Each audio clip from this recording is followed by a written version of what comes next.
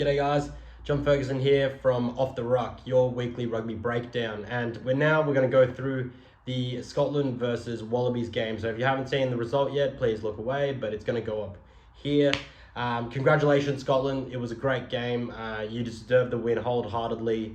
Yeah, definitely throughout the full 80 minutes showed that you guys were in control.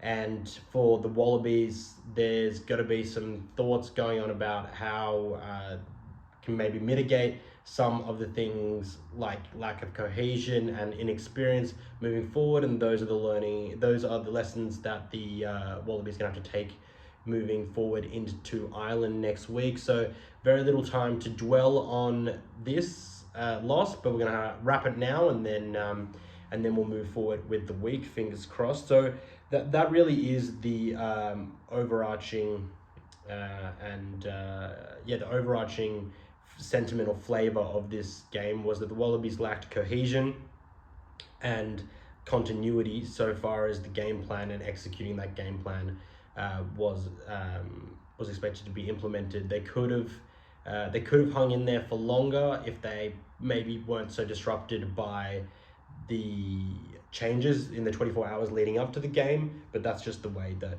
the game played out. So without further ado, let's get into it. We're going to do an overview, and then we're going to do some analysis, and then we are going to get into what we're going to call a WWE, which is who was most impactful, why were they so impactful, and we're going to do that so for each team. So we're going to do one player from Scotland and one player from the Wallabies. Defense wins championships, as they say, and the Scottish were almost perfect in their defense. It was aggressive, it was combative, it was watertight, and they really managed to put a chokehold on the Wallabies on a lot of what they were trying to do. And they also managed to take that combativeness into the breakdown, where they just didn't give the Wallabies any oxygen or any air, any room to breathe, really. Every single time there was a ruck, there was always a Scottish person in there driving through, making a nuisance of themselves, slowing the ball down really effectively, and the Wallabies just weren't clearing bodies as effectively as they should have, because I think Scotland had watched their game tapes and probably delayed their entry into the ruck a little bit, and because the Wallabies are focusing so hard on cleaning straight away and that connection's quite clear, maybe they were going too far over the ruck too quickly, and that allowed those Scottish players in and around to kind of create a little bit more of a nuisance of themselves in that space, which slowed the ball down for Jake Gordon, particularly in the first half. So into the analysis, and then we're just going to have a look at the Wallabies' attacks. What made the Scottish defence so good was their speed off the line, because they run sort of a bit of a rush defence, not quite as hard and fast as England and South Africa, but definitely a variant. But what also didn't help the Wallabies is they attacked at a we're going to call an awkward length. So if you imagine that this is the ruck and this is the wing, they attacked smack bang in the middle, where they have been attacking kind of closer to the ruck, and they've gotten good success out of that in the games against England and Wales. So what I mean by this is that the pod, which is kind of three people set like this, lead player here, often caught the ball when they were quite a fair bit wider of the rucks. They were setting wider and they were running at the Scottish players, and the time that it took for the ball to travel out there gave the Scottish defence a good chance to get off the line and be aggressive and hit the Wallaby players behind the gain line. And had they attacked tighter like they had in weeks gone by, then they probably would have got more pay out of that, and they did. So when they went either side of that, so sometimes when they managed to quickly shift the ball wider, they managed to get good pay out of that, because the sweeping behind and the cover defense isn't as heavily embedded in the Scottish rush defense as it is in England and South Africa's. So getting a bit of space on the outside actually could work there for teams and the Wallabies. And they also could have gone on the inside, but they attacked them right at the point of that Scottish defence, and almost every time Scotland won that, and that reflected in the post-contact meters and meters gained. They both had, Wallabies had 102 runs, Scotland had 103, and Scotland got 311 post-contact meters, and the Wallabies got something like 260 something. So 2.5 meters versus 3. So that's quite a big difference if you think about it over the 80 minutes there. So they were attacking at an awkward length. They were attacking direct, but not so direct that it made the Scottish defence go back. They didn't play enough field position. I think that was something that Finn Russell and Blair Kinghorn managed really well for the Scottish side, but the Wallabies just went for little dinks in behind when they were in their 22, or they were just outside of the 22, when they probably should have felt that they had that pressure coming onto them, and they probably should have just hoofed it long. I like the innovation and I like the intent. The execution was just a bit off on a couple of times, with people missing the tackles or either not getting there to compete for the ball because it was too shallow of a kick. Not shallow of a kick, too low of a kick. Didn't get enough height on it, so the chasers couldn't get through. So probably just tactics at work there. Scrum worked pretty well for the Wallabies to begin with. Alan Alatoa and Bell got at least one over. I think Alan got 2 over their respective props there in the first 40 minutes. Alan Alatoa had a really good scrummaging game actually, and then the maul was less so impressive. The Scots were really good at splintering that, especially Gilchrist was immense, splintering, getting onto the ball carrier early, the line-out receiver early, disrupting. It was a mess. So it wasn't helped by Brandon Payne and Moses throwing into the line-out. That was evidently something that Matt Fesler's game he's extremely good in that part of his game, and the Wallabies suffered a little bit there. But ultimately, defense was the big issue for the Wallabies. Joe Schmidt said in his post-match press conference, you can't miss 30 plus tackles in a test match and expect to win. The Wallabies did miss 34 tackles in all and only tackled at 79%. And because Laurie Fisher and the Wallabies are running a connected line speed defense, which means that they always stay connected, inside man always gets higher than the outside man, and they push them out like that. They don't have as many fail safes for line breaks to be made because they're relying on the fact that they're connected, that they don't happen. But whereas brush defenses have a lot more fail safes for when breaks are made, so they can deal with that a lot better. So you have to be tackling at about 90% if you're running a connected line speed like the Wallabies are.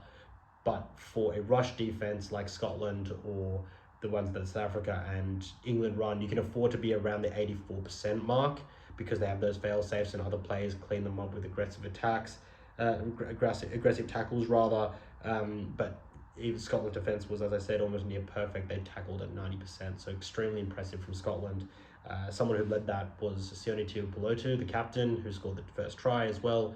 Big nods to him. Great game. And now we're going to get into the WWE part of this. So it's going to be who was most impactful, why were they so impactful, and why was their impact so needed, or why was it so good, and also we're going to do that for each team. So for Scotland, obviously Russell was good, Tuipulotu was really good, but the nod and the nod goes to tight head prop, black headgear wearing tight head prop Xander Fagerson. He was immense. He held their scrum really well in moments where Pierce Kuma was getting done for boring in. He held his side, he carried well, he bumped Skelton once with his run. I think he also put him a pretty dominant shot on Skelton as well, so that's an impressive feat of itself. And he is shaping up to be the premier tight head for the British and Irish Lions, along with Tyke Furlong from Ireland. So it is for next year when they come to play the Wallabies. So it's worth keeping an eye on him to see how his form goes in the Six Nations next year. Which is also really impressive for us, because Angus Bell actually did hold his own on a number of occasions in that scrum. So big raps on Xander Fagerson, because in those moments when the Wallabies failed to capitalise in the 22, that was a big issue for them. They usually got a scrum because it was a knock-on or a collapsed maul, which got a turnover. Xander Fagerson set that scrum really hard and got them out of trouble once or twice with the dominant scrum, either leading to a penalty or just a clean exit. So Xander Fagerson, big nod to you. And then for the Wallabies, toss-up between Carlo Desano and Will Skelton. Will Skelton is going to get it today just for the amount of sheer work that he got through. He was ferocious in the tackle. He was ferocious in the carry. He really set the tone for the physicality for the Wallabies in the first 10 minutes or so, carrying 5 times in that time and also making some good tackles. I implore you to go back and have a look if you want an example. In the 12th minute, the restart happens and Skelton gets it off that ruck that's set, and he takes 3 players to bring him down, and it's a barnstorming run. It's a great moment.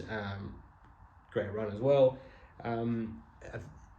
He was important for the reasons to set the physicality and set that in the, helped anchor the scrum. At more time, he did his best to mitigate any damage that was being done by the skillful Scottish players, and then also in the ruck and in the carry, he was being an absolute nuisance, like I exhibited in my article last week, just holding players down, taking them out of the defensive line. It was really good play. Carlo Tizzano, a quick note on him, 18 out of 19 tackles, I believe. One of those was dominant, so only missing 1 tackle. By far most the Australian who made the most tackles. The next Wallaby who made the Wallaby who made the most amount of tackles was I think was around 13 or something, so a fair few more. And he was also the second highest ball carrier, both in number and in meter for the Wallaby forwards. So yes, not having McWright probably didn't assist and help out a lot in those moments when the Wallabies got a little bit of a half break on, because he really is the best player in Australia for sure in those linking moments and getting over the ball and getting over the gain line rather, and being able to explode into space, because he does have a great change of pace. So McWright probably would have helped, but I'm not entirely sure that he would have made the material difference, because Carlo Tizzano was definitely not the reason the Wallabies forwards struggled to establish themselves throughout the game. Then a funny part, and you should go back and have a listen to it. 18th minute, Suaalii gets penalised for being offside at a kick. Harry Potter gets shoved around a little bit on the ground. Tom Wright comes in, gets caught up in the scuffle a little bit, and Sione Tuipulotu gets picked up on the ref mic saying, "Don't throw your weight around. We'll forget who you. We know you, or don't forget that we know you." And then Tom Wright replies like, "We know you, lad." And there's some pretty big, there's obviously some animated language between the two that gets picked up on the mic. Just great fire. There were a few scuffles around the field throughout the entire game. The ref was pretty harsh on them. I don't know necessarily if the ref should have marched them 10 for that in a test match. The Wallabies got marched 10 for being warned earlier about having a bit of stuff off the ground, but it was actually Scotland who instigated that, so I'm not sure that was completely fair, but that's just how you got to roll with the punches when you're there on game day. But great fire. Thought it was really good, really entertaining. And also Harry Wilson's ability to off that get that penalty gets put around the Wallabies 40-30 meter mark. Finn Russell lines up to take a kick. He misses the penalty kick. It comes off the post. Harry Wilson turns, marks it, and then launches a 50-meter kick downfield and gets his team out of trouble. That was an epic moment of the game. That was any back would have been any international back would have been happy with that effort, and the peace of mind, or like the frame of mind to be able to think to do that was just epic. So good on you, Harry. Really well done, and another good captain's knock from him. And so yeah, we can't dwell on that one. We got another challenge coming up next week in Dublin, only a 6-day turnaround. Nurse some injuries, find out how Fezler's going, find out how Suaalii is going with that arm that he injured. I know we didn't talk too much about him, but it was a bit uneventful on his end apart from that. It was a great shot that he put onto a Tuipulotu though. We'll see how the rest of the Wallabies boys pull up. Hopefully Taniela Tupou's back to establish some power there at the scrum. But that's it for the match report. I'll do a video later in the week on Ireland. But for now, please just comment below. I will definitely get to those comments. Like, subscribe, share it with any rugby lovers. It's just me for now, trying to get this off the ground. And I would love your help if we could spread the good word about Off the Ruck. which is your rugby breakdown and analysis, and that's what we're going to talk about here. Appreciate any comments, and I'll catch you on the next one. Cheers.